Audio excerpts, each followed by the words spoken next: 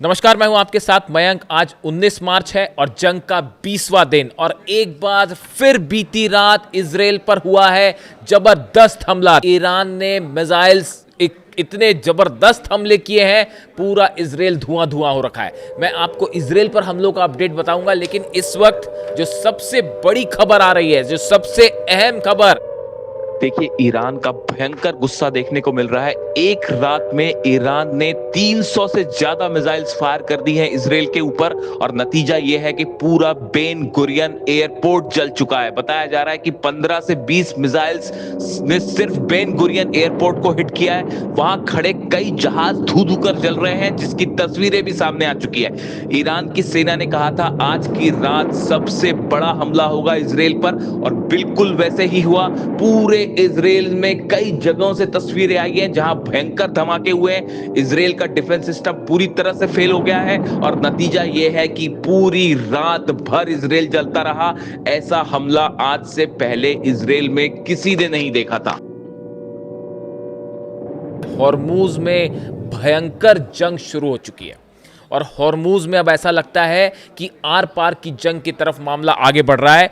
देखिए, जो खबरें आई कल, आपने एक खबर देखी होगी कि अमेरिका की तरफ से B-2 बॉम्बर्स से बहुत बड़ा हमला हुआ हॉर्मुज की खाड़ी में। हॉर्मुज में बड़ा हमला हुआ और करीब 2200 किलो का एक बड़ा बॉम्ब गिराया गया। अब आप देखिए, इसकी लोकेशन बेहद अहम है कि ये बॉम्ब अमेरिका ने कहाँ गिराया और अमेरिका के टारगेट पर क्या है, ट्रंप के टारगेट पर क्या है। ट्रंप का ये पूरा प्लान समझना होगा। देखिए, बताया जा रहा है कि जो हॉर्मुज का केशम आइलैंड है, केशम द्वीप है, ये अब अमेरिका के टारगेट पर है और यहाँ पर इस केशम द्वीप को कब्जे में करने की कोशिश कर सकता है अमेरिका। अब ये जो पूरा तामझाम हो रहा है हॉर्मुज को लेकर, इसमें जंग इस केशम द्वीप के आसपास आके रुक गई है। आखिर ऐसा क्या है यहाँ? केशम आइलैंड वो जगह है जो IRGC का सबसे बड़ा स्ट्रॉन्ग होल्ड है। यहाँ पे ज़मीन के नीचे, इस आइलैंड में ज़मीन के नीचे बताया जाता है ईरान का बड़ा मिसाइल का ज़खीरा है। यहाँ इतना ही नहीं, इसके नीचे कई ऐसी गुफाएं हैं, सुरंग हैं, जहाँ पे तमाम तरह के ईरान के जहाज़ हैं, सबमरीन्स हैं जो अब तक निकाली भी नहीं गई हैं, फाइटर बोट्स हैं। ये सब के सब टनल्स के नीचे बनी हुई हैं और केशम आइलैंड वो जगह है, जब तक इस पर कब्जा नहीं किया जा सकता तब तक आप हॉर्मुज को कंट्रोल नहीं कर सकते। ये बात ट्रंप और अमेरिका को अच्छे से समझ में आ गई है। बताया जा रहा है ये जो केशम आइलैंड है, इसमें जो टनल्स है, इसके नीचे तमाम मिसाइल बैटरीज हैं। कई एंटी शिप मिसाइल्स जो हैं वो यहाँ पे इसके नीचे छुपी हुई है। इसके अलावा आप देखें कि यहाँ पे तमाम तरह की माइंस जो हॉर्मुज में बिछाता है ईरान, वो केशम आइलैंड के ज़रिए निकाल के बिछाई जाती है और वापस जो है इन सुरंगों के अंदर जो है बोट्स वापस आ जाती है, जिसका कोई तोड़ नहीं है। इसीलिए अब अमेरिका ने केशम आइलैंड को टारगेट करते हुए एक बड़ा मिशन शुरू किया है और अमेरिका के इसी मिशन के तहत जो USS ट्रिपोली जो जहाज़ है, जो कि जापान से चला है और वो बढ़ रहा है ईरान की तरफ, उसकी जो लास्ट लोकेशन आई थी वो मलक्का स्ट्रेट्स के पास आई थी और इसको अभी पहुंचने में करीब 3 से 4 दिन और लगेंगे। 3 से 4 दिन और लगेंगे और इसी के तहत प्लान ये है कि जब तक USS ट्रिपोली वहाँ नहीं पहुँच जाता तब तक अमेरिका की तरफ से अगले 4 से 5 दिन बताया जा रहा है केशम द्वीप पे और हॉर्मुज के आसपास भारी बम्बार्डमेंट किया जाएगा, ताकि जो माइंस वहाँ पर हैं, जो अंडरग्राउंड फैसिलिटीज़ हैं ईरान की, जो मिसाइल सिटीज़ हैं, हथियारों का ज़खीरा है, इस पर हमला किया जाए। ये डोनाल्ड ट्रंप का और अमेरिका की सेना का प्लान है कि 4 दिन में आप भारी बम्बार्डमेंट करिए, जो कि ऑलरेडी शुरू हो चुका है। B-2 बॉम्बर्स हर दिन, B-52 बॉम्बर्स हर दिन यहाँ पे जो है वो बम्बार्डमेंट कर रहे हैं और पहले आप हवाई हमले करें, उसके बाद USS ट्रिपोली यहाँ पहुंचे और हमले करें। लेकिन ईरान की सेना ने करारा जवाब दिया है अमेरिका को और अमेरिका का ये प्लान जो है वो अभी से देखिए कैसे मुश्किल में है। पहले तो खबर आई है USS जेराल्ड को लेकर। अमेरिका का दुनिया का सबसे बड़ा एयरक्राफ्ट कैरियर, वो ईरान के मिसाइल्स के खौफ से अब भागकर ग्रीस की तरफ बढ़ गया है।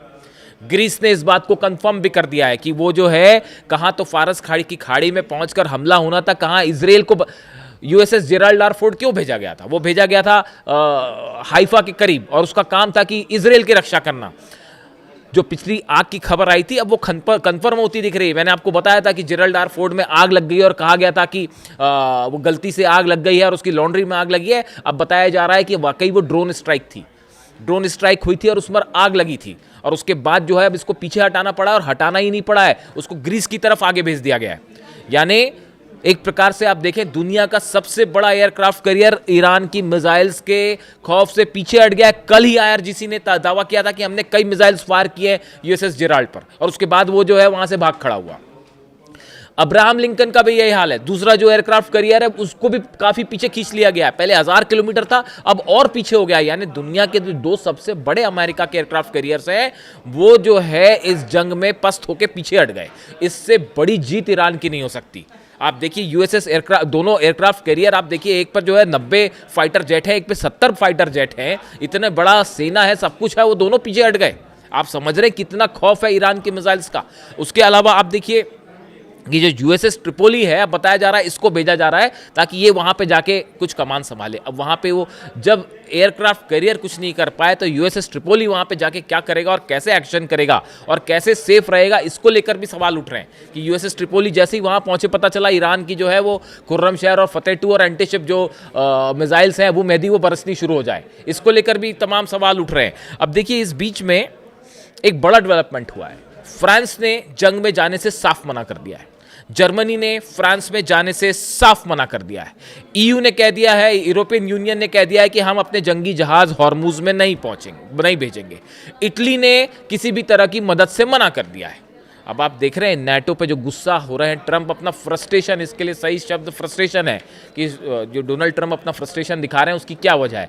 नाटो के जितने बड़े देश हैं, यूरोप के जितने बड़े देश हैं, उन्होंने इस जंग में शामिल होने से मना कर दिया है। डोनाल्ड ट्रंप को सीधा सीधा मना कर दिया है। यानी जिनके भरोसे बैठे थे कि शायद कोई मदद करेगा, मदद करना मना कर दिया। इसीलिए ईरान की सेना कह रही है कि मदद मांगते फिर रहे हैं। कल आईआरजीसी का बयान आया कि जो है डोनाल्ड ट्रंप जो है वो तमाम देशों से जो है मदद की भीख मांगते फिर रहे हैं, ये बात कह रही है ईरान की सेना की तरफ से, ये बात कहा गया।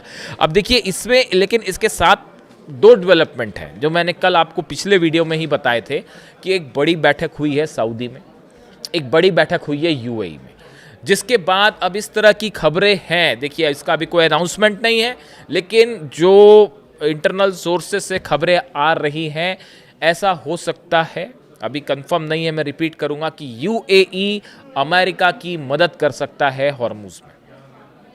देखिए खार्ग आइलैंड पर भी जो हमले हुए उसमें मैंने आपको बताया था कि जिस तरह से बातें सामने आई, ऐसे दावे हुए कि जो B-2 बॉम्बर्स ने टेक ऑफ किया था वो यूएई के पोर्ट से किया था। यही वजह है कि यूएई पे जो मिसाइल्स गिर रही हैं और जो नुकसान हुए हैं, फुजेरा पोर्ट पर जो है फिर से धमाके की खबर आई है। ये कल जो धमाके हुए थे उसके बाद बीती रात फिर जो है वो फुजेरा पोर्ट के पास से धमाकों की आवाज़ें सुनाई दी गई।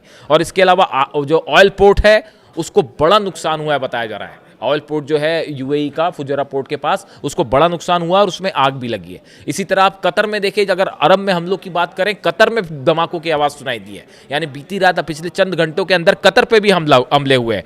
इसके अलावा बगदाद में अमेरिकी दूतावास पर फिर से हमला हुआ है, अमेरिकी एम्बेसी पर फिर से हमला हुआ है और पूरी दुनिया में अलर्ट जारी कर दिया गया है कि अमेरिका की एम्बेसीज की सुरक्षा फौरन बढ़ा दी जाए।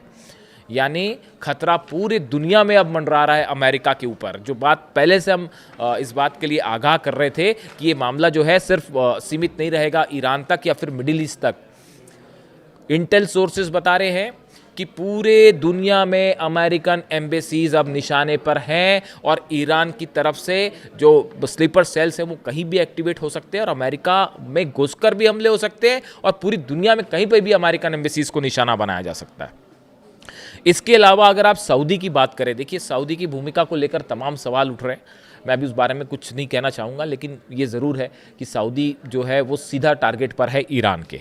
और एक बड़ा हमला ऐसा हुआ है सऊदी पर जिसका जिक्र करना बेहद अहम है। हालांकि ये हमला 24 घंटे पहले हुआ है, यानी कि ये हमला 18 तारीख को हुआ है। देखिए, Iran has reportedly launched a series of drone strikes targeting US military assets in the Middle East, destroying the American ANFPS 117 radar नियम Al Qassim airport in Saudi Arabia.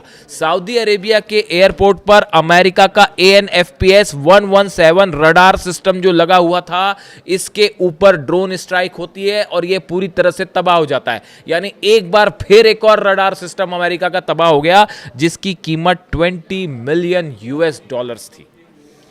यानी शाहिद ड्रोन 16 लाख रुपए में जो बनता है, उस शाहिद ड्रोन ने 20 मिलियन US, हिसाब लगा लेना आप कैलकुलेटर में कितना है, वो जो है उसके ऊपर स्ट्राइक करके 20 मिलियन US का जो रडार सिस्टम था उसको तबाह कर दिया। अब ये रडार सिस्टम क्या करता था? ये रडार सिस्टम 400 से 500 किलोमीटर के अंदर कोई भी मिसाइल आएगी, कोई भी ड्रोन आएगा, उसका पता लगाता था। किसी तरह का कोई और हमले का अंदेशा है तो उसके बारे में अलर्ट करता था। अब जब अलर्ट करने वाला रडार सऊदी का, जब उसी को ऊपर ड्रोन गिर जाता है, अब इससे अब इसको अब आप क्या मानेंगे बताइए?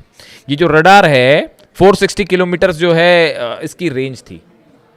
इसका काम था कि मिसाइल आ रही है या नहीं आ रही ये बताना, और ड्रोन आ रहे हैं कि नहीं बताना। उस रडार के ऊपर जिसका काम था कि बताना, अलर्ट देना, उसके ऊपर ड्रोन गिर जाता है शायद 136। अब आप समझ लीजिए इससे कि क्या नतीजे हैं इसके, और डिफेंस सिस्टम कितना बुरी तरह से ध्वस्त है अमेरिका का पूरे अरब में।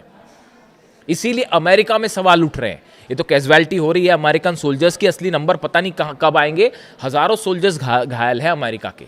जब आप देख सकते हैं कि बहरीन में एक ऐसी बिल्डिंग में उस फ्लैट पे हमला हो जाता है, डायरेक्ट होटल में उस कमरे पे हमला हो जाता है जहां पर अमेरिकन सोल्जर्स थे। ऐसे ही हाल बगदाद में हुआ, एक होटल में जिस पर हमला हुआ उसमें जो अमेरिकन अधिकारी रुके हुए थे उसमें ड्रोन घुस जाता है जाके 17वीं मंजिल पे। यानी कितने एक्यूरेट अटैक हैं, आप देख रहे हैं नेविगेशन कितना स्ट्रांग है, और रशिया और चाइना कितनी मदद कर रहे हैं। और ये जो नुकसान हुआ है अरेबिया में, भयंकर हमले, और ऑयल पोर्ट्स में लगातार आग लगी हुई है। यानी बगदाद हो गया, ईरान हो गया, बगदाद में हमले हो रहे हैं लगातार, सऊदी में हमले हो रहे हैं, UAE में हमले हो रहे हैं, कतर में हमले हो रहे हैं, अल उदैद बेस पर जो है एक बार फिर हमले किए गए। यानी कि जहां पे संभलने की कोशिश है वहां फिर हमले हो रहे हैं। एक तरफ पूरी सऊदी अरेबिया में हमले हो रहे हैं, इजराइल का क्या हाल है वो आप देख ही रहे हैं। अली लारीजानी साहब की शहादत के बाद जो है वो बीती रात भी 2 दिन पहले, मतलब जब शहादत की अगली रात भी जबरदस्त हमले हुए थे, और कल फिर वही हाल था। और ईरान की सेना की तरफ से एक बड़ा बयान दिया जा रहा है कि कुछ बहुत बड़ा होने वाला है। इसका एनालिसिस अलग से करेंगे, क्या मतलब है ईरान की सेना के इस बयान का कि जल्द ही कुछ बहुत बड़ा होने वाला है। क्या कोई ऐसा प्लान है ईरान के पास जो कि अब तक का सबसे घातक हमला साबित हो सकता है? जुड़ा जो भी अपडेट होगा आप तक पहुंचाऊंगा। वीडियो कैसा लगा कमेंट करके ज़रूर बताएं। Thank you so much.